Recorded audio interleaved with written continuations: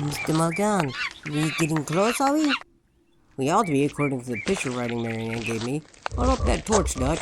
Sir, I don't see no flat stone yet that you said we got to find. That girl had only come along to show us we wouldn't have to fool around like this.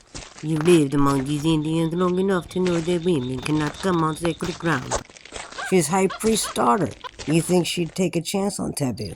Especially loving me the way she does. She takes a great chance helping us find what we seek and to escape into the jungle. They will know it was her by her aid and her life. What of it? She's only a squaw. Still, Marianne is a cute little trick at that. You've got such a sense of humor, Morgan. Every time you call the Indian girl Marianne, I get the good laugh. Shut up, you fool. If they find us, do you know what will happen? I'll keep your shirt on, Frenchie. It's a kind of comical, Dutch, but I call all my girls Marianne. And not being able to speak this one's lingo, I don't know her real moniker anyway. Shh! Quiet! Be careful! We're safe enough. Every man in the village is out in the jungle for that ceremony they're holding. Yes. The ceremony controls the Boa Goddess, for out there tonight they will let a boa constrictor crush him unto death. Listen. Three beats on the drum. That means they could be ready to kill that fellow now. Thank God. If my folks back in Jersey knew that their darling boy was living among a bunch of Yucatan Indians who made sacrifices of snakes, they'd turn over in their graves. After 3 months living among them, it was difficult for me to realize we had found the lost tribe of Aztecs, living like the fathers did 600 years ago. It was lucky they found us when they did. Another day lost in that bush and we would have been dead. That is why I do not like this thing you do tonight. These people saved our lives. They took us in, and now you plan to rob them? I hope Frenchie Renault of Devil's Island ain't developing a sense of gratitude all of a sudden. I may have served time on Devil's Island, Morgan, but unlike you, wasn't there for murder. That's because you never had the nerve to kill a man, you yellow skunk. Well, you can... Stop! Morgan Frenchy, we cannot quarrel. Alright, Dutch. Once we get what's beneath those 3 flat stones, it will take all 3 of us to fight our way back to civilization through that bush. Forget it, Frenchie. You sure we'll find the emeralds in the temple? I've already shown you the little ones Marianne gave me, and she told me in her sign language. There are big ones where we're going.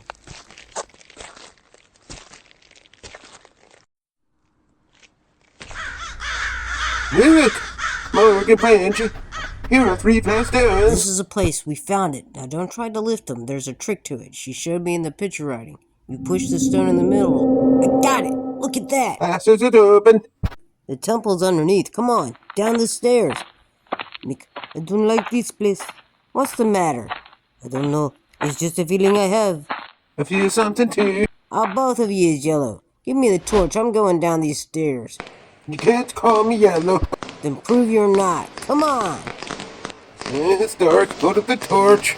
You don't need it in a minute. According to Marianne, this passage takes a sudden bend into a temple proper where a fire is always burning. Yeah, there it is. It is bright. The temple? Oh my God! We must leave for our lives. Quick, quick! Wait, you poor dumb idiots. It's only a statue. Would have me going for a minute. It looks so natural, like a real honest-to-God snake going up to strike. It's an idol, an image of a Boa Goddess. Light up the torch, Morgan. The stone snake has a woman's face. Marianne told me the truth. The idol's eyes are emerald. Where the snake's body joins the woman's face, there's a necklace. More emerald. We shall be rich. Millionaires, let me climb up there and get them. What was that? What's wrong? What do you hear? There ain't nowhere to drum in here. This is just a big old bare room. It is a warning. We're in a sacred place and must not defile the holy image. Hand me your knife. What are you going to do? Cut off that necklace and pry loose those emeralds. No. Nah, that's what we came here for, you fool. Here it goes. The drum again. Please, Morgan, go away. A curse will fall on us if you take those stones. Morgan, take something from the Indian place. I'll get when I've got these stones. No. It's alright, I've got them. Look at these. From the eyes they're big as eggs. I'm rich. Please, let's go. Alright, I've got all I want now, and I'm a millionaire. A millionaire! Please let's get away. It seemed to come from inside the snake itself. It struck 3 times! Yes, 3 times like we heard outside in the bush. It means the Boa Goddess will take a human sacrifice for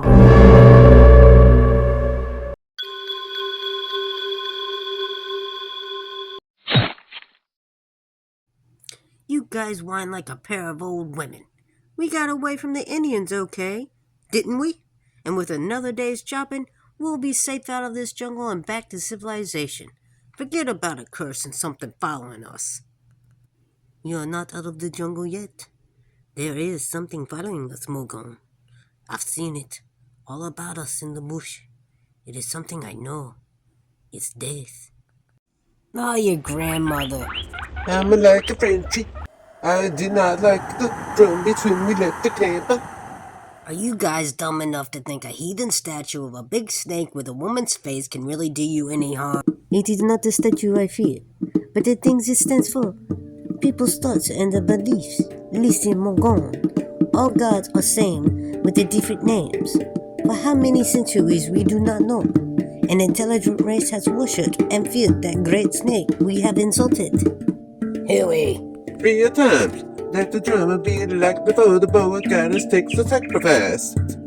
Since that's what's troubling you fellas most, let's figure the drum was calling Marianne. Those Indians probably finished her by now. Too bad. She was a cute little trick even if she was only a squaw. I wonder one easy way for you guys to clear yourselves? If you think there is a curse on those emeralds, you just don't have to take your share. No, you don't, Morgan. You would like to cheat a sight of them. I thought that would bring you to time. It's too hot to do any more traveling tonight. I'm gonna grab a few winks. It's your turn to scare up some grub, Frenchie. Alright, give me your pistol. Now, I've only got 2 bullets left. You can bring down a couple of birds with your machete. You're not saving those bullets for something in particular, huh? What do you mean? Once we're out of this jungle, you will no longer need Dutch and me to help you. You think that? I will not argue that point. It does not matter anyway. I will go and forage. That French sure is stir crazy as a loon. Maybe. But why are you saving those 2 bullets, Morgan? Hey, you don't think I'm planning anything against pals like you and Frenchie, do ya? Forget it. There are emeralds enough for the 3 of us. I'm rich. Inside of a month, Dutch, I'm going to be sitting inside the swellest hotel in New York. I'm going to become a gentleman, join highfalutin clubs and go in for society and live like a king. Yeah, live! That Frenchman gives me a pain talking about death following us through the jungle all on account of a couple of drum beats we heard in that heathen temple. Morgan, the drum is here. It can't be. Now you got me hearing things. Every time it beats. I don't mean nothing. It don't mean nothing. Frenchie, Something's got him. A boa constrictor. get out of that coil. Pushing out his life. This is the curse, and it's striking now. I won't believe it. The jungle is full of snakes. It just happened across the boa's path. Run, Dutch, run before it comes for us. Aren't you gonna try to save him? You have a pistol, Morgan. I'm saving my bullets. Run, you fool. Now we can split his share. We split his share of that. He's just the first to go. I don't believe in that stuff. Look back. The snake has turned its head. It has a face of a woman. Yeah, the face of the Boa Goddess. Run! Run! Run!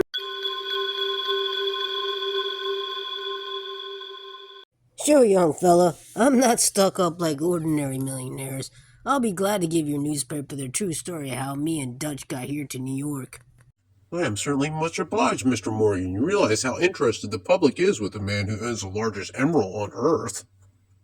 Yeah, but I don't want your paper printing no lies about me.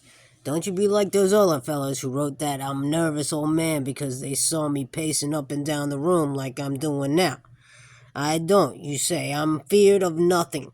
Account me looking over my shoulder and jumping at funny noises. That is just habits of mine.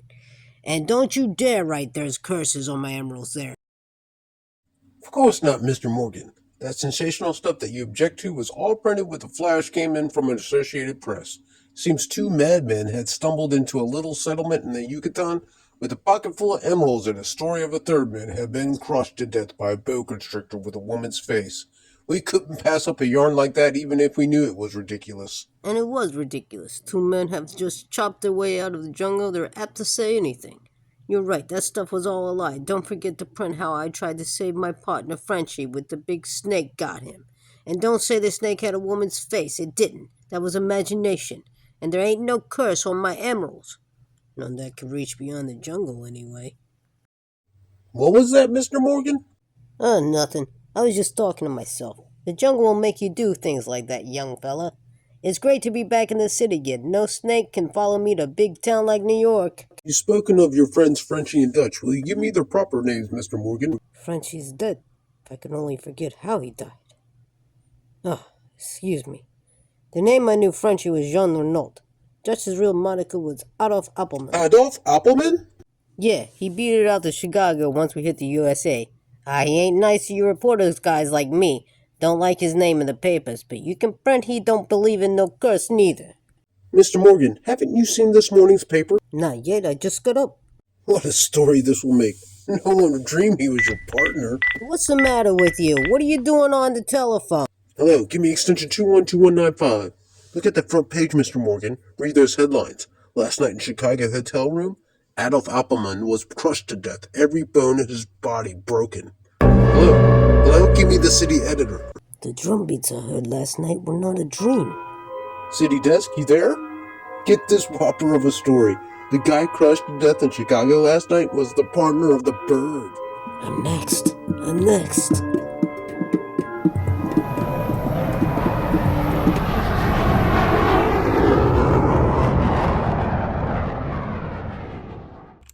Look here, Mr. Morgan. You may have found $1 million worth of emeralds in South America, but that gives you no right to come here to Chicago and tell the district attorney's office how to run its business. But I gotta know what killed Dutch. Why did you have his body cremated before I got to see it?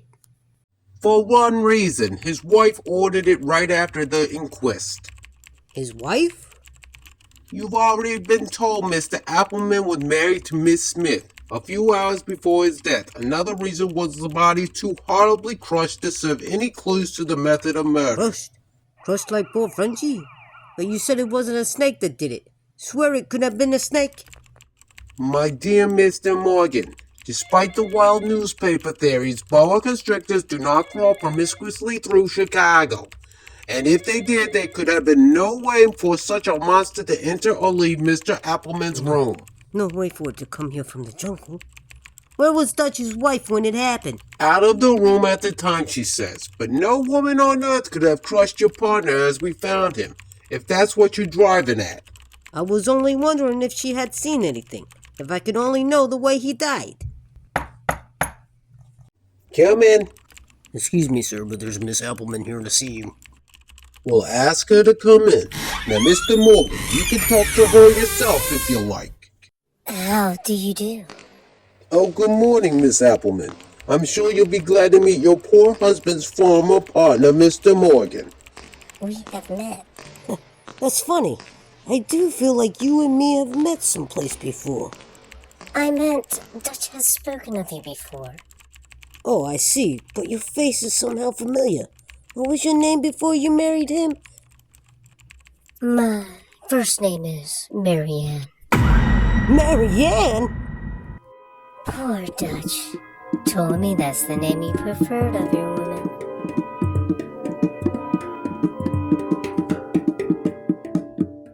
To think I finally fall for a skirt whose real name is Marianne. How startled you were when I first told you that was my name. Yeah, hit me like a voice from the dead. Not that the squall matters, you understand, but you knew even before I'd spilled the beans about how we got the emeralds and all. Yes, I knew.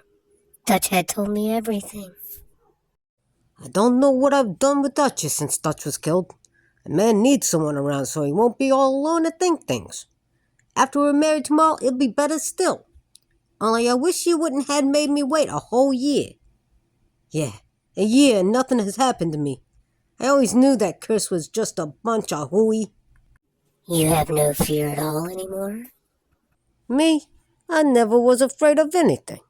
My hair turning white and my losing weight like I have is just from a rundown condition the doctor says. Yet if I only knew how Dutch was killed and the explanation of those drum beats, I can't get it out of my head the way I saw Frenchie go.